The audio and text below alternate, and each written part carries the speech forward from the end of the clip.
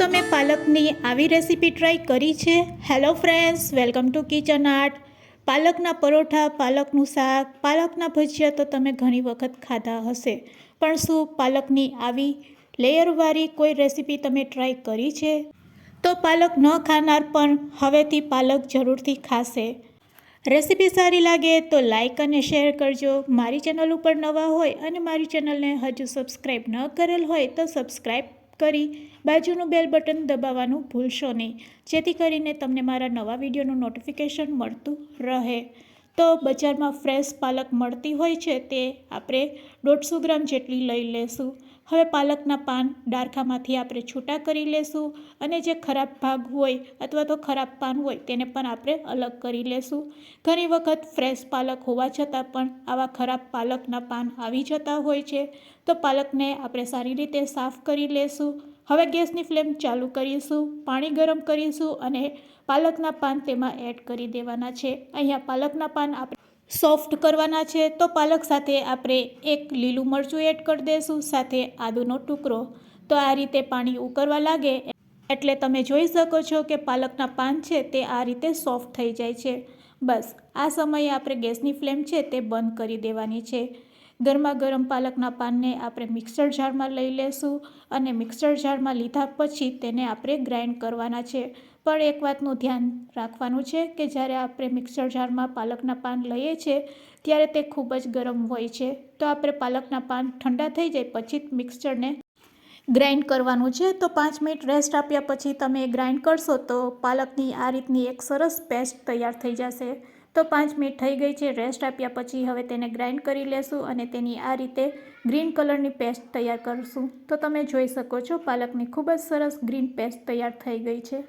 ઘણી વખત બાળકો પાલક એવોઇડ કરતા હોય છે, તો તમે આ રીતે પાલક બાળકોને ખવડાવી શકો છો. હવે 1 કપ જેટલો અહીંયા આપણે મેંદો લેવાનો છે. મેંદાની જગ્યાએ તમે ઘઉંનો લોટ પણ એડ કરી શકો છો. તો હવે જે પેસ્ટ બનાવેલી છે તે આપણે બધી તેમાં એડ કરી દઈશું. સાથે તેમાં સ્વાદ મુજબ પહેલાં મીઠું નાખી દઈશું. મીઠું એડ કર્યા પછી મારી પાસે લીલી ચટણીનો પાવડર છે તો હું તે પણ એડ કરીશ. તમારી પાસે લીલી ચટણીનો પાવડર ન હોય તો ગ્રીન કલરની ચટણી એડ કરી શકો છો. બસ હવે અડધી ચમચી જેટલું તેલ એડ કરવાનું છે. તેલ એડ કર્યા પછી તેમાં અડધી ચમચી આપણે જીરું એડ કરીશું.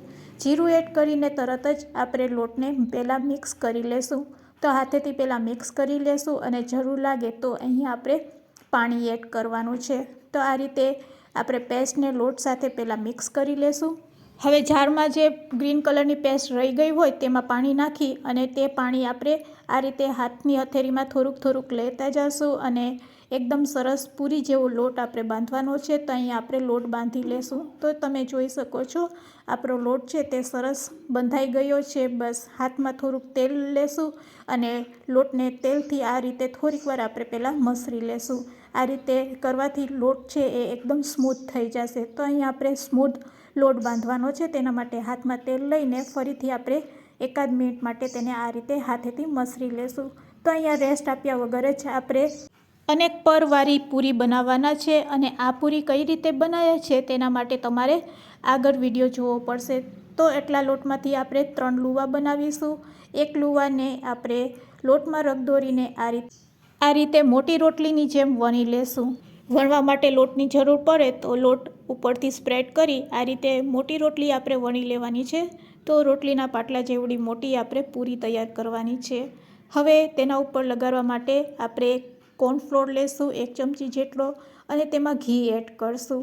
અડધી ચમચી ઘી એડ કરી આ રીતે તેને ચમચીથી મિક્સ કરી લેશું. તો અહીંયા પેસ્ટ લગાડવા માટેની રેડી છે. તૈયાર કરેલી મોટી રોટલી ઉપર તેને લગાડી લેશું.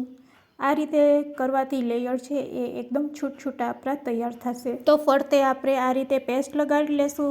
હવે આપણે ચાકુ લેશું અને ચાકુની મદદથી અહીંયા આપણે કટ લગાડવાના છે.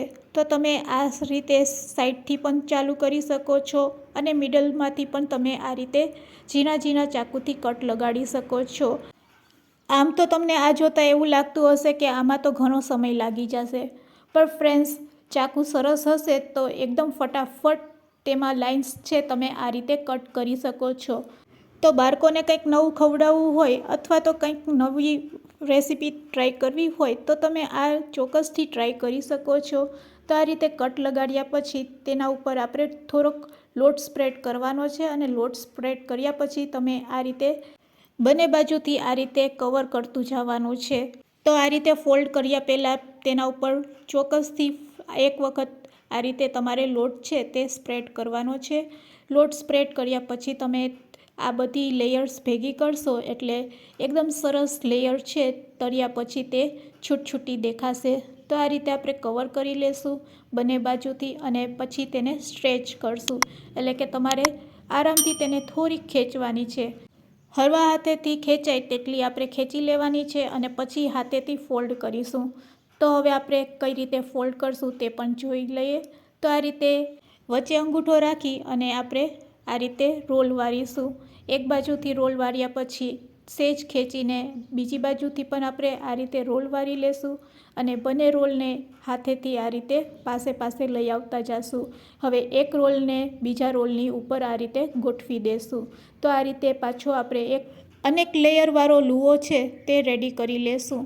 તો આ રીતે લુઓ તમે તૈયાર કરશો અને પછી તેમાંથી પૂરી બનાવશો એટલે પૂરી છે એ લેયરવાળી બનશે. તો ફ્રેન્ડ્સ, હવે આ લુવામાંથી તમે પરાઠું પણ બનાવી શકો છો અને પૂરી પણ બનાવી શકો છો. જો તમારે પૂરી બનાવવી હોય તો તમારે તળી લેવાની અને જો પરાઠું બનાવવું હોય તો તવા ઉપર શેકી લેવાનું. તો ખૂબ જ સરસ લેયરવાળું પરાઠું તૈયાર થઈ જશે. અત્યારે આપણે પૂરી બનાવી રહ્યા છીએ તો હવે આપણે ગેસ તરફ જઈશું.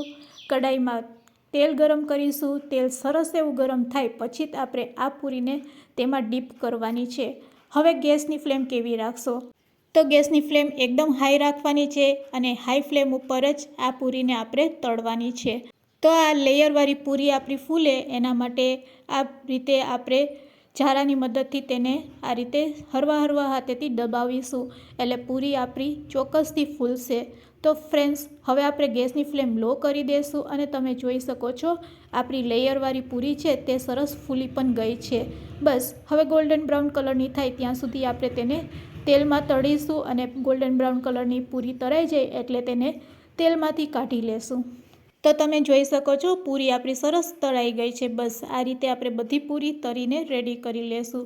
જો તમારે પૂરી ન બનાવવી હોય કે લેયરવાળું પરાઠું ન બનાવવું હોય તો આ રીતે લોટ બાંધીને તમે સાદા પરાઠા પણ બનાવી શકો છો અને બાળકોને ખવડાવી શકો છો. તવા ઉપર તેલ લગાડીને આ રીતે પરાઠા પણ તમે તૈયાર કરી શકો છો. તો અહીંયા પરાઠું પણ આપણું સરસ શેકાઈ ગયું છે, તેને પણ પ્લેટમાં કાઢી લેશું.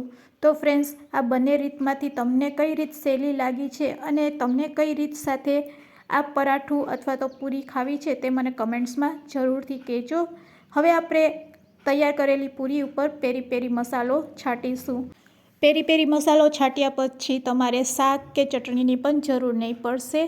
આ રીતે બંને પૂરીને આપણે પેરી પેરી મસાલાથી કવર કરી લેશું. હવે ટેસ્ટમાં એટલી બેસ્ટ બની ગઈ છે કે વાત ન પૂછો. નાના બાળકો તો હોશે ખાશે જ્યારે તમે આ રીતે પૂરી બનાવીને આપશો. તો ફ્રેન્ડ્સ, આજની રેસીપી કેવી લાગી તે મને કમેન્ટ્સમાં જરૂરથી કહેજો. રેસીપી સારી લાગી હોય તો તમારા ફ્રેન્ડ્સ, મિત્ર, ગ્રુપમાં શેર કરવાનું ભૂલશો નહીં. Thanks for watching. ફરી મળીશું એક આવી નવી રેસીપી સાથે.